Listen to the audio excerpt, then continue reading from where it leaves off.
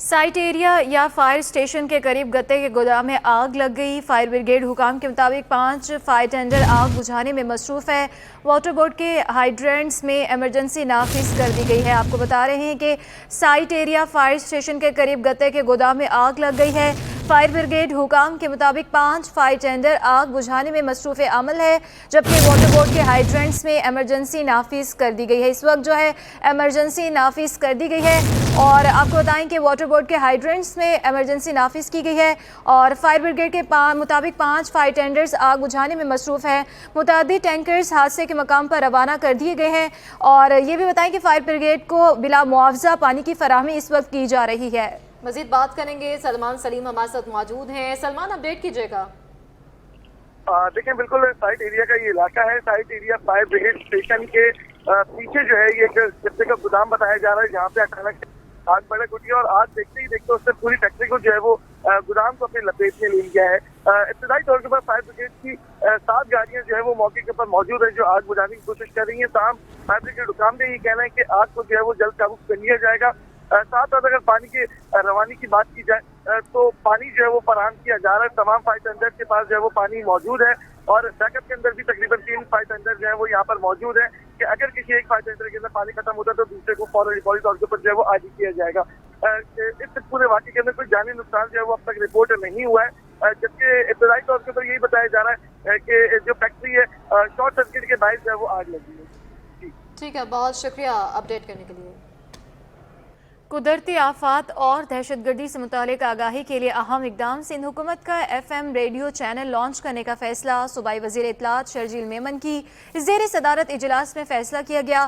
तरक्याती मनसूबों की तशहीर के लिए महकमा इत्तलात को मुतहरिक करने की हिदायत भी जारी की गई हैं। मजीद बात करेंगे इक़्तिदार अनवर से। जी इक़्तिदार, अब आपका सिंध हुकूमत ने यह फैसला किया कि कुदरती आफात, एमरजेंसी की सूरत हाल, ट्रैफिक हादसा और दहशतगर्दी के वाकयात में आवाम को फौरी और दुरुस्त आगाही और रहनुमाई के लिए अपना FM रेडियो चैनल लॉन्च करने किया जा रहा है। FM रेडियो चैनल की नशियात का आगाज सूबे भर में किया जाएगा।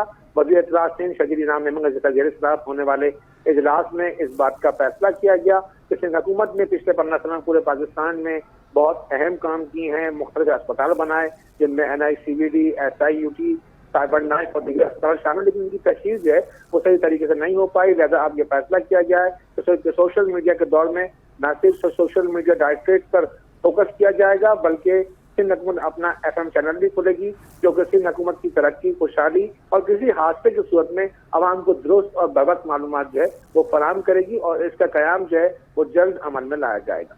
जी, बहुत शुक्रिया इक़्तिदार अनवर अपडेट करने के लिए।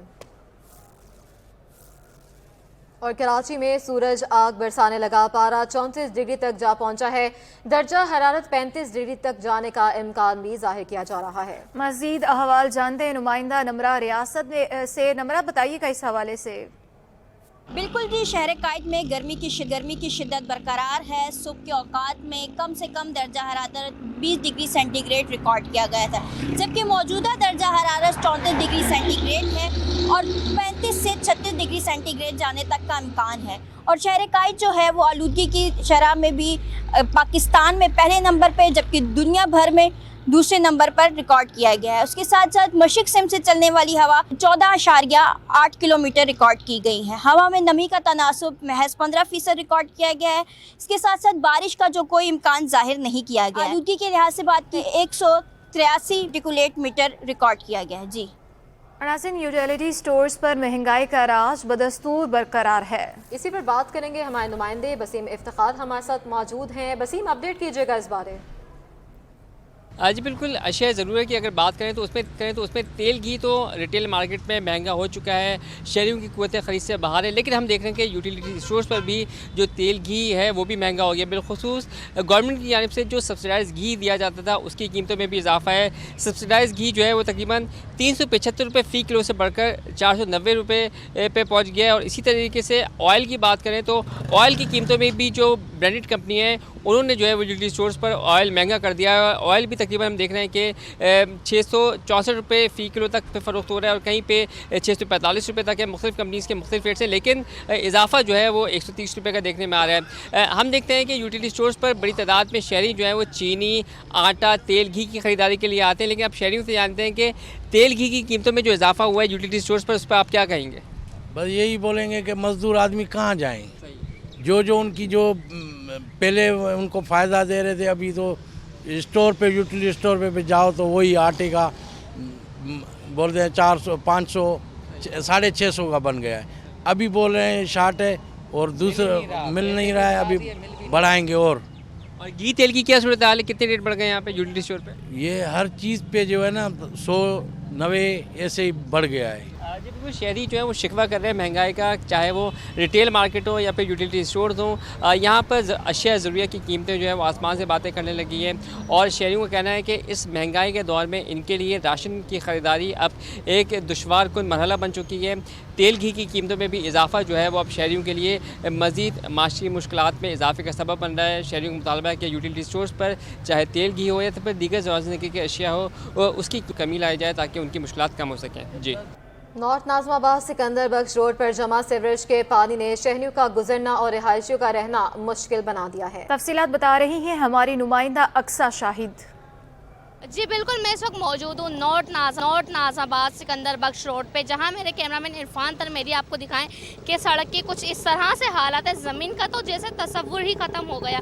इस वक्त भी आप देख सकते हैं कि बाइक वाले को किस तरह जो है वो पानी में से होके जाना पड़ रहा है। यहाँ के रिहायशी भी मेरे साथ मौजूद हैं, उनको किन मुश्किलात का सामना है ये उन्हीं से जानते हैं। आप मुझे बताएं कि कितने वक्त से ये पानी खड़ा हुआ है? ये तकरीबन 2 महीने हो गए इसको खड़े हुए। हमने बहुत कंप्लेन करी है वाटर बोर्ड में, यहाँ पे जाके केडीए पे है इनका ऑफिस, यहाँ जाके बोला उनको। पहले तो ज़बानी हमने कंप्लेन लिखवाई, उन्होंने नाम लिया, हाँ कल आ जाएगी गाड़ी आपका साफ काम कर देंगे, 2 महीने पुरानी बात है। फिर हमें किसी ने कहा कि आप इनको वो दें, इनको एप्लीकेशन दें, यहाँ पे इनके जो इनके हेड है इनके थ्रू यहाँ पे केडीए वालों को, वाटर बोर्ड को, वहाँ एप्लीकेशन दी। फिर एक एप्लीकेशन और हमने दी जो मोहतसिब आला है वहाँ पे बैठते हैं, कॉलेज है ना उसके पास बैठते हैं वहाँ पे करीबाबाद की तरफ, तो वहाँ पे फिर एक एप्लीकेशन दी। उस बात एप्लीकेशन दे के भी 1 महीना हो गया, अभी तक पहले ही हम लोग वहाँ जाके कुछ करें। यहाँ पे इतनी तकलीफें हैं, हम लोग नमाजी हैं, मेरे हस्बैंड रोज़ नमाज के लिए जाते हैं। तो आपने सुना कि इनका कहना है कि यहाँ जो है वो गटर जो है वो बिल्कुल इनके घर के साथ जो है वो जुड़ा हुआ है, लिहाजा ये बेशतर बार जो है वो दरख्वास्त जमा करा चुकी हैं, पर यहाँ के इंतज़ामिया के कानों पर जो है वो अब तक जूँ तक ना रेंगी गई। पानी उसी की तरह, पानी जो है वो वही गंदगी खड़ी है। यहाँ पर शहरियों को मुश्किलात का सामना है, इंतहाई बदबू है, ताफुन है, और जो है और के इलाका में यहाँ के इंतज़ामिया का यही कहना है कि हमारे पास फ़ंड नहीं है, लिहाजा इंतज़ामिया को चाहिए कि इनकी फिक्र करे और इस काम को बेहतर करे। FPCCI ने मुल्क की मुआशी सूरत हाल पर तशवीश का इजहार कर दिया है। नायब सदर शबीर मंशा का कहना है कि IMF की शराइत पर बिजली, गैस और शरह सूद बढ़ा दी गई है। जी, उनका मज़ीद कहना था कि अभी तक पोर्ट पर दरामदी खाम माल के कंसाइनमेंट फंसे हुए हैं, लागत मुसलसल बढ़ती जा रही है। मज़ीद तफसीलात जानते हैं अपने नुमाइंदे अशरफ खान से।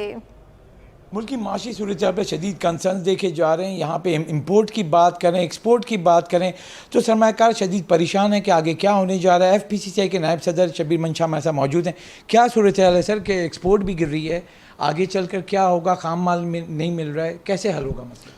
जी, ये जो इत्तलात आ रही हैं जिस तरह से एक्सपोर्ट में डिक्लाइन आया है, हम ये एक चीज़ ऑलरेडी एक्सपेक्ट कर रहे थे और हम इस चीज़ को काफ़ी दफ़ा बावर करा चुके हैं, मीडिया में भी, राइटिंग में भी, और तमाम स्टेट बैंक को बारहा इस बात का इदराक कराने की कोशिश करते रहते हैं कि ख़ाम माल ना होने की वजह से, इंटरेस्ट रेट महंगे होने की वजह से, बिजली महंगी होने की वजह से, ये सब जो मुश्किलात हैं वो इंडस्ट्री अब जो अपने स्लो डाउन की तरफ जा रही है। और ख़ासकर जब एक्सपोर्ट की इंडस्ट्री और स्टेट बैंक और कमर्शियल बैंक्स उसको सपोर्ट नहीं करेंगे और इसके सपोर्ट ना करने की वजह से यहाँ पे रॉ मटेरियल नहीं होगा, तो अभी फ़िलहाल तो अब एक्सपोर्ट के कुछ फिगर्स जो हैं वो उसी बात को रिफ़्लेक्ट कर रहे हैं। ये काफ़ी तशवीश की बात है, क्योंकि जिस तरह से ये मामलात हो रहे हैं कि अगर यही ट्रेंड मुस्तकिल रहा और स्टेट बैंक ने और कमर्शियल बैंकों ने इस चीज़ का नहीं हल निकाला तो ये काफ़ी ज़्यादा परेशान लग रहा है। स्टेट बैंक शायद ये समझने से कासिर है कि जो डैमरेज डिटेंशन पड़ता है वो इम्पैक्ट तो एक तरफ तो हमें ऑलरेडी ये देता ही है, जिसमें